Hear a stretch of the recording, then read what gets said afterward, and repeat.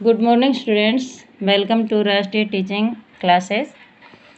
बेटे आज हम page number 50 chapter number 5 in history और उसमें सब टॉपिक है हमारा the spreads of the rebellion, यानी कि विद्रोह किस तरह से देश के कोने कोने में फैलने लगा और हर देश के कोने कोने से सभी ने उनका हर तरह से ब्रिटिशर्स का थमकर सामना किया।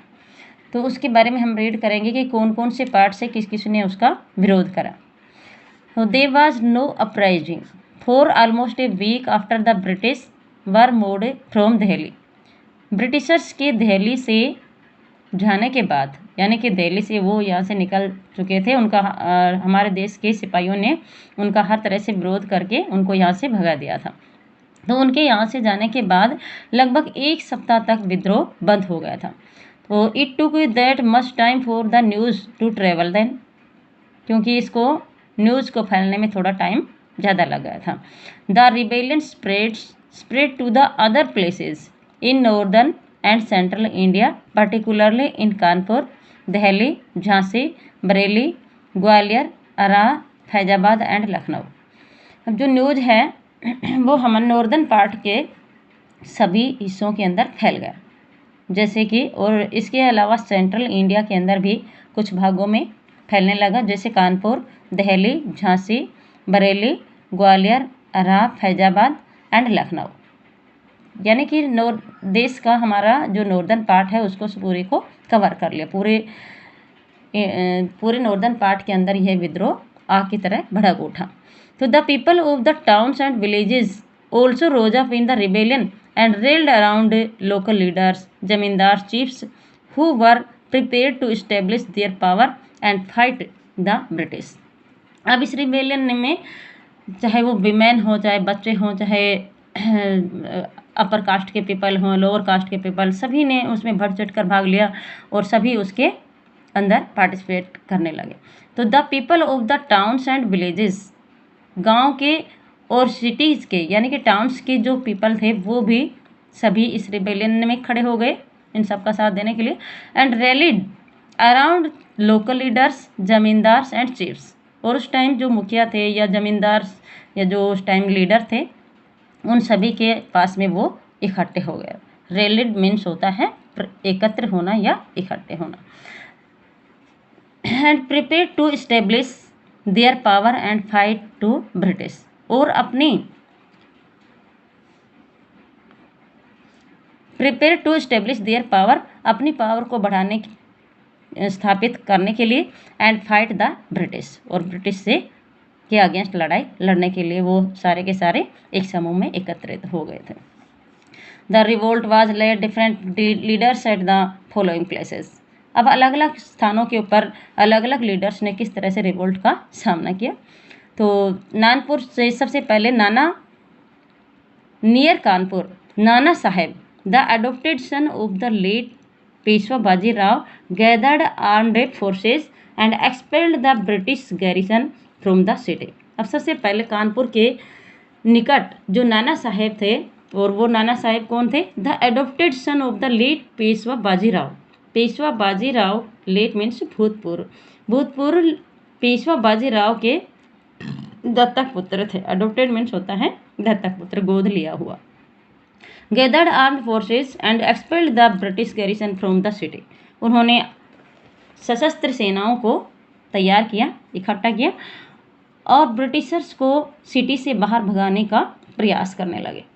ही announced himself as Peshwa and declared that he was a governor under emperor Bahadur Shah Zafar.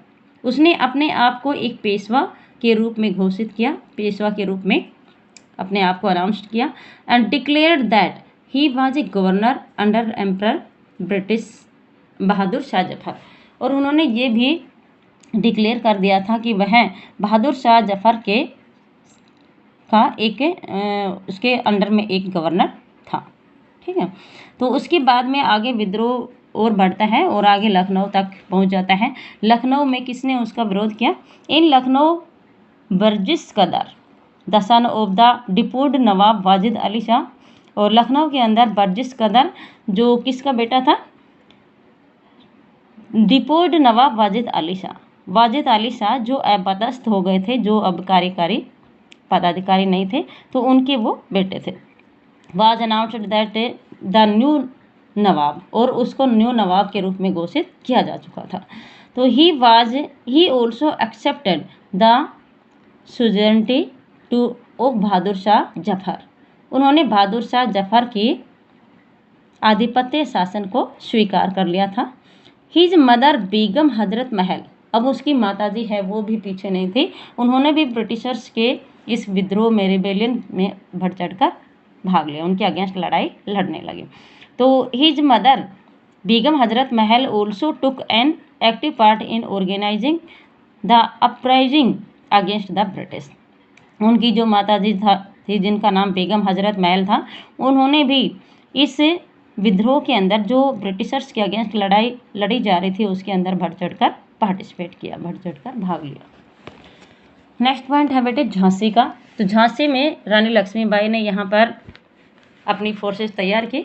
तो in Jhansi Rani Lakshmibai joined the rebel sepoys and fought against the British along the Tantia Tope who was general of Nana Sahib. Jhansi के अंदर रानी लक्ष्मीबाई ने रिबेल सिपाहियों के साथ में वो ज्वाइन कर ली, यानी कि जो विद्रोही सैनिक थे उनके साथ में शामिल हो गई। And fought against the British along with Tantya Tope, और तांत्या टोपे के साथ में ब्रिटिशर्स के अगेंस्ट में लड़ाई लड़ने लगी।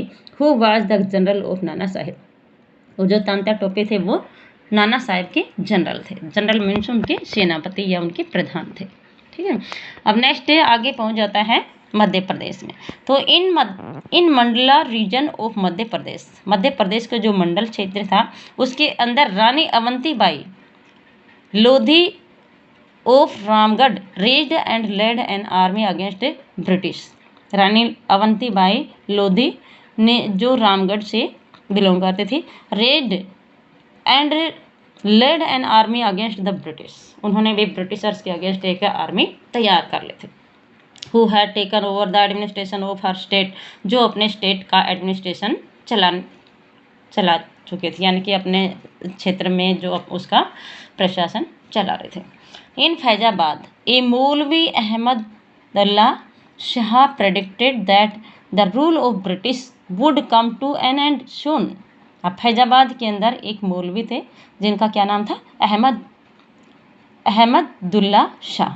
उन्होंने भविष्यवाणी कर दी थी कि ब्रिटिशर्स अब हमारे देश के अंदर टिक नहीं पाएंगे और बहुत जल्दी हमारे देश के अंदर से निकाल दिए जाएंगे, उनका अंत कर दिया जाएगा। He came to Lucknow to fight the British and helped Begum Hazrat Mahal in the revolt, और इसीलिए वो लखनऊ ब्रिटिशर्स के अगेंस्ट लड़ाई लड़ने के लिए लखनऊ आ गए। And helped Begum Hazrat Mahal in revolt, और इस रिवोल्ट के अंदर बेगम हजरत महल की सहायता करने लगे। अब नेक्स्ट आगे दिल्ली तक पहुंच जाते हैं। तो in Delhi a large number of ghazis और religious warriors came together against white people. अब दिल्ली के अंदर बहुत ज़्यादा संख्या में गाजिज और जो रिलीजियस वॉरियर यानी कि जो धार्मिक योद्धा थे वो भी साथ साथ में आए, एक साथ एकजुट होकर उन्होंने अंग्रेजी शासन के प्रति उसका कड़ा विरोध किया। A soldier from Bareilly named Bakht Khan took charge of a large force of and became a key military leader of the rebellion. एक सोल्जर जो बरेली से था जिसका नाम क्या था, बख्त खान, उन्होंने भी इन फोर्सेस को तैयार करने का चार्ज अपने हाथ में लिया and became a key military leader of the rebellion. और इस रिबेलियन में जो ब्रिटिशर्स के अगेंस्ट लड़ा जा रहा था उसके अगेंस्ट एक बहुत बड़ी मिलिट्री सेना का लीडर बन गया। ठीक है, अब नेक्स्ट आता है बिहार के अंदर। बिहार में किसने उनका कड़ा विरोध किया, बिहार की तरफ से विद्रोह किसने किया। In Bihar an old zamindar named Kunwar Singh, Bihar के अंदर एक बूढ़ा जमींदार जिसका नाम क्या था, Kunwar Singh, joined the rebel sepoys and battled with the British for many months. उन्होंने जो विद्रोही सैनिक थे उनके साथ में शामिल हो गए and battled with the British for many months, और कई महीनों तक ब्रिटिशर्स के अगेंस्ट लड़ाई लड़ने लगे। The British were greatly out numbered by the rebel forces. अब जो विद्रोही सैनिक थे उनसे भी ज़्यादा ब्रिटिशर्स की कहीं ज़्यादा सेना थी। And were defeated in several battles, और बहुत कई लड़ाइयों के अंदर वो हार मान चुके थे। Which convinced the people that the rule of the British had collapsed for good, और उन्होंने ये कन्विंस कर दिया था, ये लोगों को आश्वस्त कर दिया था, उनको यकीन दिला दिया था कि that the rule of the British had collapsed for good, कि अच्छे के लिए ही जो ब्रिटिश शासन है वो वो उसका अंत होते जा रहा है, यानी कि वो ख़त्म होने के कगार पर है। ठीक है, तो इस तरह से पूरे देश के कोने कोने से, पूरे नॉर्दर्न इंडिया के पार्ट से, सभी हिस्सों से सभी ने बढ़ चढ़ कर भाग लिया और हर तरह से उन्होंने ब्रिटिशर्स को भगाने का प्रयास करने लगे। कहा जाता है कि उस टाइम ब्रिटिशर्स का यदि पूरे देश के अंदर एक साथ जुट होकर एक ही डेट के अंदर यदि वो सामना करते एक ही समय में, तो उसी टाइम हमें आज़ादी मिल जाती। लेकिन देश के कोने कोने में अलग अलग डेट में और अलग अलग पार्ट में उनका रिवोल्ट किया गया था, इसलिए वो रिवोल्ट इतना सक्सेसफुल नहीं हो सका। इसलिए अंग्रेज़ों ने दोबारा से हमारे देश के ऊपर फिर से शासन करना शुरू कर दिया।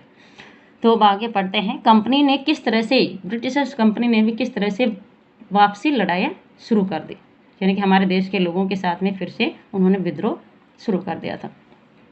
तो द कंपनी डिसाइडेड, तो the company fights against back, तो the company decided to suppress the revolt with all its power after scaring by the scale of the disturbance. Company ने भी ये निर्णय कर लिया था कि इस रिवोल्ट को किसी न किसी तरह दबाया जाए, तो इसके लिए उन्होंने पूरी शक्ति के साथ में ये दृढ़ निश्चय कर लिया कि इस विद्रोह को किसी न किसी दबाया जाए, किसी न किसी तरह इसको शांत किया जाए। After squaring bye the scale of the disturbance, यानी कि बहुत ये उपद्रव बहुत ज़्यादा बड़े पैमाने पर फैल गया था, तो इस तरह इसको किसी न किसी तरह उसको शांत किया जाए। तो it recognised and fought back, इसको कंपनी ने यानी कि ब्रिटिशर्स ने इसको पहचाना एंड फोर्ट बैक, और दोबारा से उनके अगेंस्ट लड़ाई शुरू कर दी। तो they started recapturing the areas one by one they had lost to the rebel sepoys. अब जिस एरिया के अंदर जो विद्रोही सैनिक के ख़त्म हो गए थे, वो यानी कि वो इस लड़ाई के अंदर मारे गए थे, उस एरिया को उन्होंने दोबारा से उसको कैप्चर्ड करने का प्रयास करना शुरू कर दिया। ठीक है, रिकैप्चर्ड का मतलब वो दोबारा से उसके ऊपर नियंत्रण बनाने की कोशिश करने लगे। In September 1857 Delhi was captured from the rebel forces. सितंबर 1857 के अंदर दिल्ली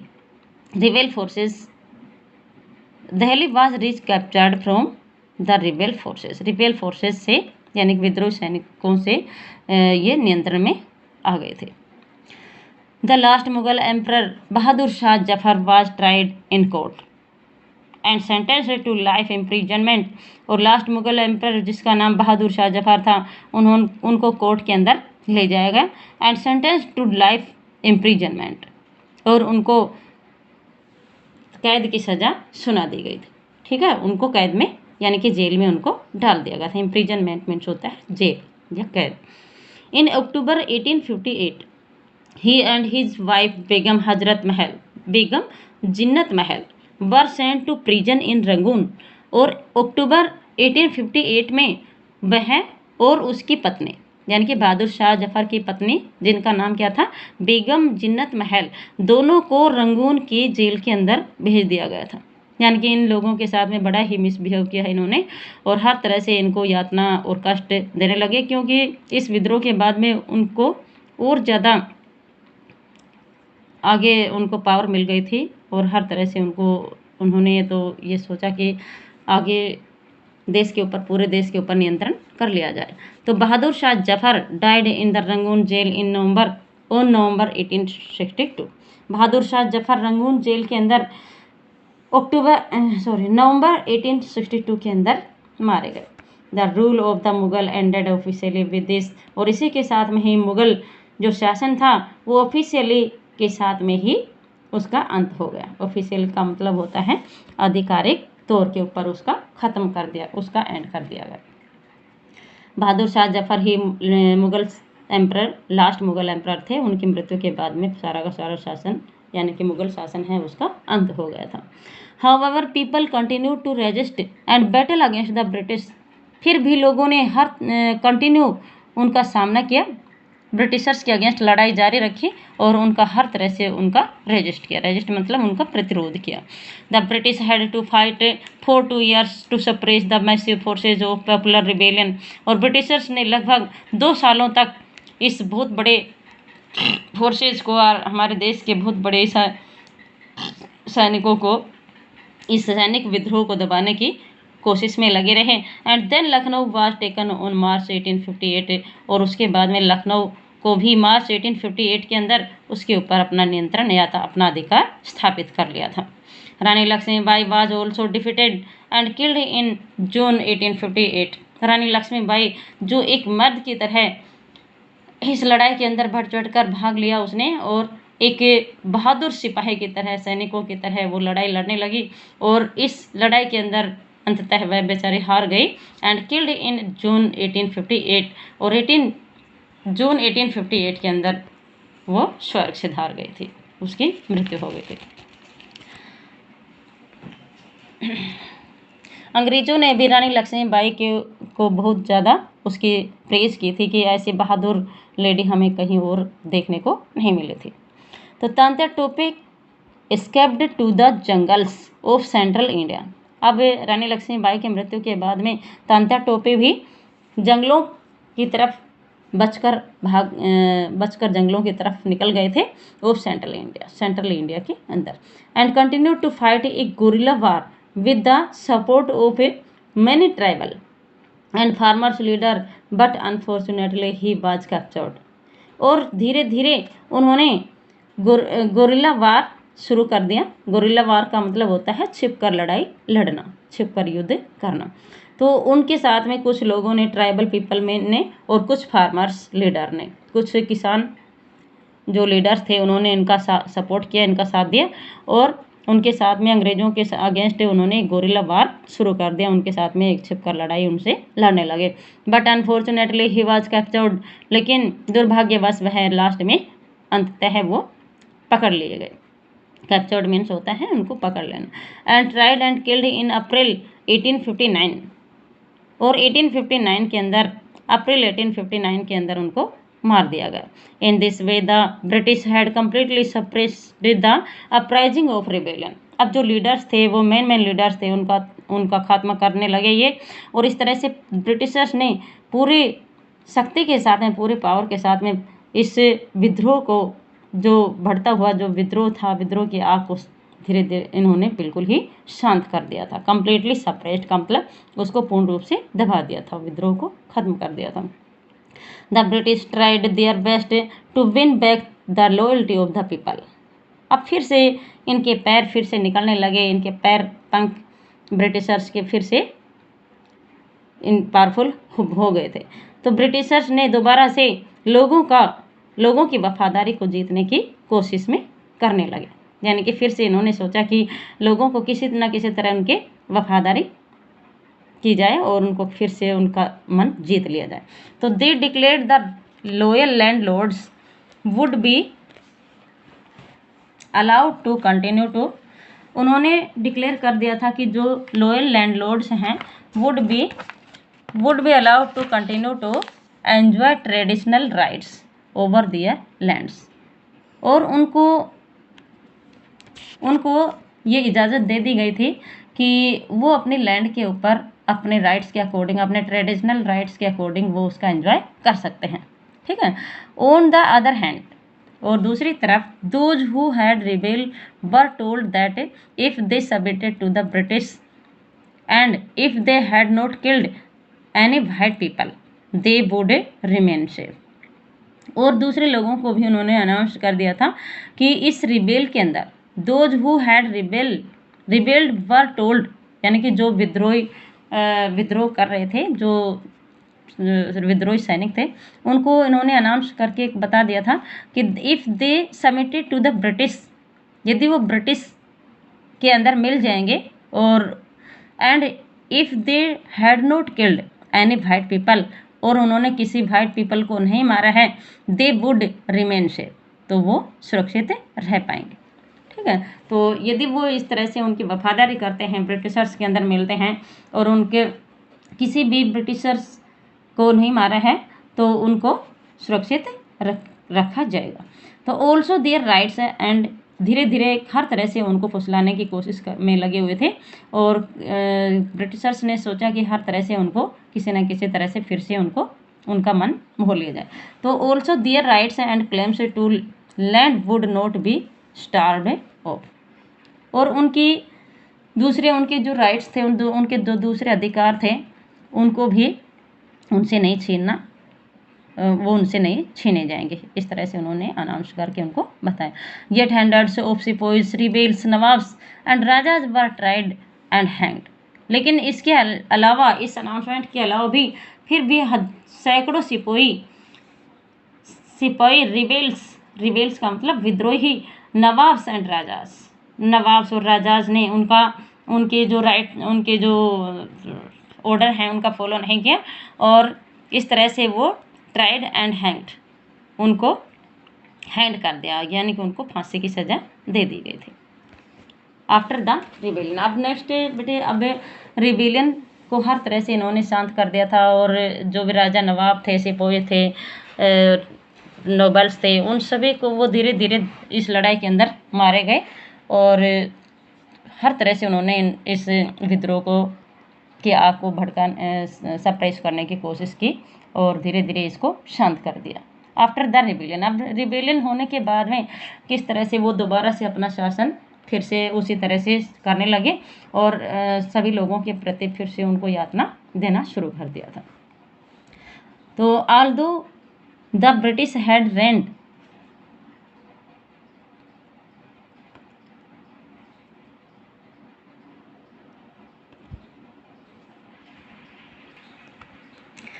आफ्टर द रिबेलियन, अब हमारा जो नेक्स्ट पॉइंट है, सब टॉपिक है आफ्टर द रिबेलियन, विद्रोह के बाद में फिर से शासन किया।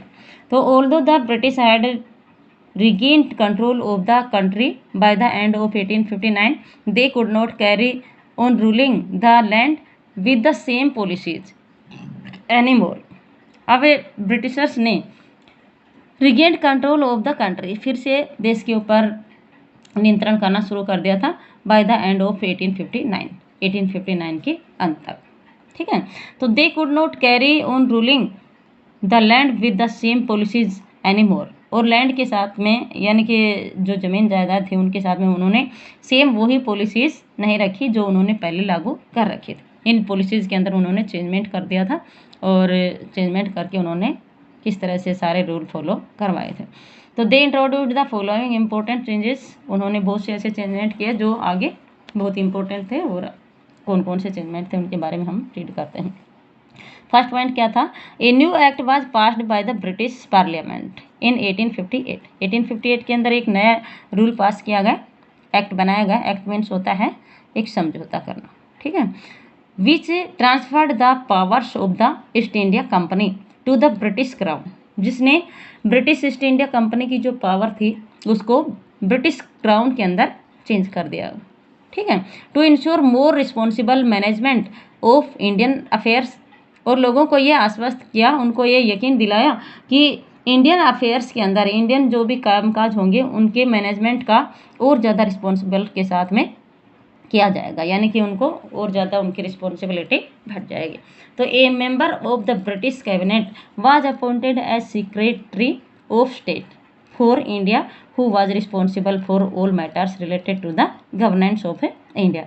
अब एक मेंबर बनाया गया ब्रिटिशर्स कैबिनेट का, अपॉइंट किया गया, उसकी नियुक्ति की गई और वो एक secretary of the state of for India, India के स्टेट के सेक्रेटरी के रूप में एक ब्रिटिश कैबिनेट से एक मेंबर को सिलेक्ट किया गया, उसको नियुक्त की गई। Who was responsible for all matters related to the governance of India, जो हमारे देश के शासन की से संबंधित जो भी मामले होते थे उनकी रिस्पॉन्सिबल होगा, यानी कि उसके प्रति वो उत्तरदायी था। He was also given a council called the India Council to advise him. उन्होंने एक काउंसिल भी तैयार की, एक सभा भी तैयार की जिसको इंडियन काउंसिल के नाम से जाना जाता है, ठीक है। टू एडवाइज हिम, यानी कि उस secretary of state for India के लिए बनाया गया था, उसको एडवाइस करने के लिए हमारे देशवासियों की एक काउंसिल उन्होंने तैयार कर दी थी। नेक्स्ट पॉइंट हमारा, the governor general of India was given the title of viceroy. और हमारे देश के जो गवर्नर जनरल हुआ करते थे इंडिया के, उनको गवर्नर जनरल के स्थान के ऊपर उनको वाइसराय की उपाधि से दे दी गई थी, यानी कि वाइसराय को दर्जा दे दिया गया था। ए personal representative of the crown. Viceroy means क्या होता है, एक ऐसा पर्सन जो रिप्रेजेंटेटिव ऑफ द क्राउन, जो क्राउन का रिप्रेजेंटेटिव होता है। ठीक है, रिप्रेजेंटेटिव मतलब उसका प्रतिनिधि होता है। By doing so the British government accepted direct responsibility for ruling India.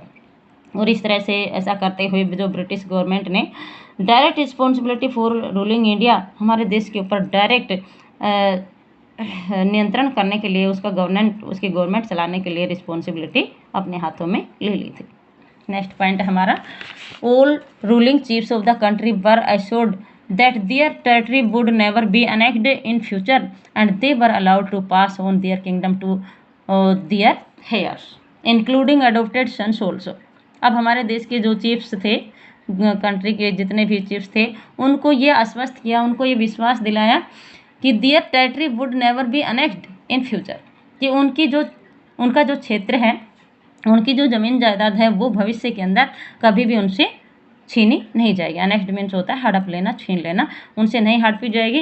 And they were allowed to pass on their kingdom to their heirs, और वे अपने किंगडम के ऊपर अपने उत्तराधिकारी के रूप में उनको अलाउड कर दिया था। यानी कि उनकी जो किंग्स वगैरह शासन कर रहे थे, उनको हेरिडिटीज यानी कि जो हेयर्स, उसके बाद में जो उत्तराधिकारी बनता है, उसको फिर से अलाउड कर दिया था कि उसका उत्तराधिकारी वारिस बन सकता है, इंक्लूडिंग अडोप्टेड सन्स ऑल्सो। इसके अंदर जो दत्तक पुत्र होते थे उनको भी इंक्लूड कर दिया गया था कि या चाहे वो उनका खुद का बेटा हो, किंग का या नवाब का या चीफ्स का, या चाहे उनके दत्तक पुत्र हों, उनकी मृत्यु के बाद में वो राजकाज संभाल सकते हैं, उनका शासन, अपने किंगडम का साम्राज्य संभाल सकते हैं। ठीक है, तो however they were made to admit the British queen as their sovereign Paramount.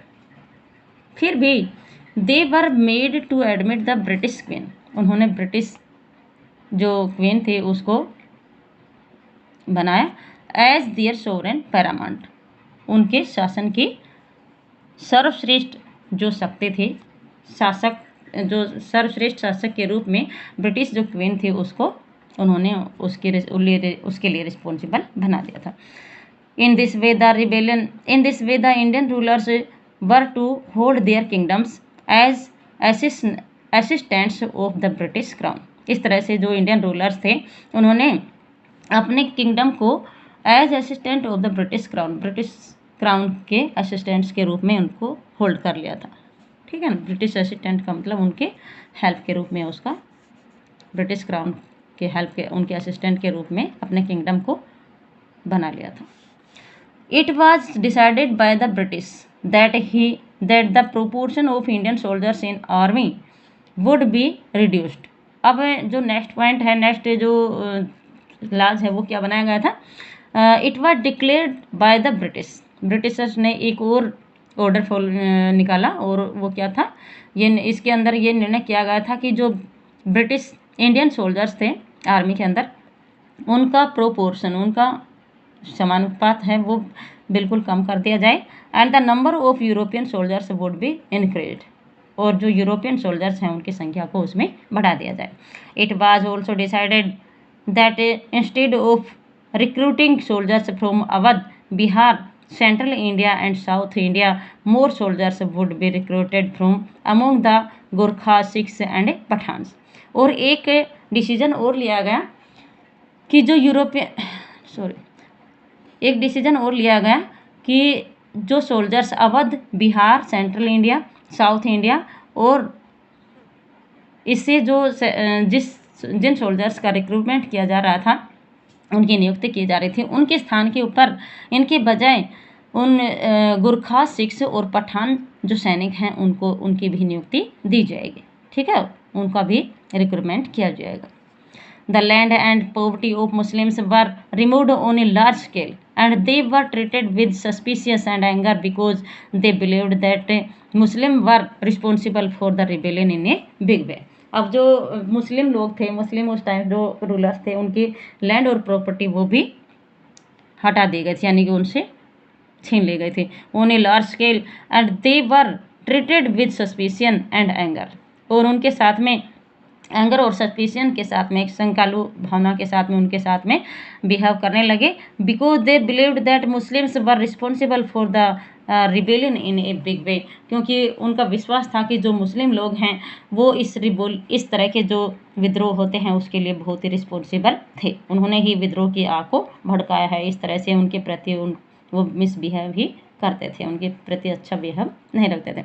The British also decided to respect the customary religious central and social practices of the Indian people in India. Britishers ने ये भी decide कर लिया था कि to respect customary religious cultural, कि हमारे देश के अंदर जो भी पारंपरिक रूप से जो रिलीजियस यानी कि धार्मिक, कल्चरल, सांस्कृतिक और सोशल जो भी प्रथाएं हैं इंडिया के अंदर, उनको रिस्पेक्ट दिया जाए, उनको हर तरह से उनका सम्मान किया जाए ताकि लोग उनके प्रति प्रसन्न रहें। Different policies were made to protect landlords and zamindars and give them the security of rights over their land to bring faith in them. अब बहुत सी अलग अलग तरह की जो पॉलिसीज हैं वो बनाई गई to protect landlords and zamindar और लैंड लॉर्ड्स को बचाने के लिए, यानी कि उनका बचाव करने के लिए बहुत सी और भी दूसरी तरह की पॉलिसीज बनाई गई। And give them the security of rights over their lands to bring faith in them, यानी कि उनका विश्वास जीतने के लिए उनकी सिक्योरिटी को, उनके सिक्योरिटी के जो अधिकार हैं लैंड के, अपनी लैंड के अकॉर्डिंग उनको और ज़्यादा बढ़ा दिया गया, और ताकि उनका हर तरह से उनके फेथ उनका मन जीत लिया जाए। तो in this way a new phase of history began after 1857। इस तरह से एक नया चरण 1857 के बाद में दोबारा से उस नई हिस्ट्री शुरू हो की इन्होंने, अंग्रेज़ों ने, और अपने अकॉर्डिंग अलग अलग जो डिफरेंट टाइप की पॉलिसीज़ या ऑर्डर देकर उनको नए नए पॉलिसीज़ बनाकर नए रूल के अकॉर्डिंग अपना शासन चलाने लगे। पूरे देश के ऊपर धीरे धीरे फिर से उसके ऊपर अपना नियंत्रण स्थापित कर लिया था। The revolt 1857 was considered as the first war of dependence. अब जो रिवोल्ट 1857 का जो ये विद्रोह हुआ था, इसको आज़ादी का पहले वार के रूप में माना गया, यानी कि आज़ादी की फर्स्ट लड़ाई के रूप में इसको माना गया, क्योंकि इसके अकॉर्डिंग ही हमारा देश आज़ाद हो जाना चाहिए था। यदि पूरे देश के अंदर एक साथ सारे देश के अंदर यदि विद्रोह हो जाता तो पूरा देश हमारा आज़ाद हो जाता और अंग्रेज़ों को मुँह की खानी पड़ती। बट यहीं पर हमारा लेसन कंप्लीट हो गया है। इस लेसन को अच्छे से रीड करना और इसके अंदर जो भी इम्पोर्टेंट क्वेश्चंस हैं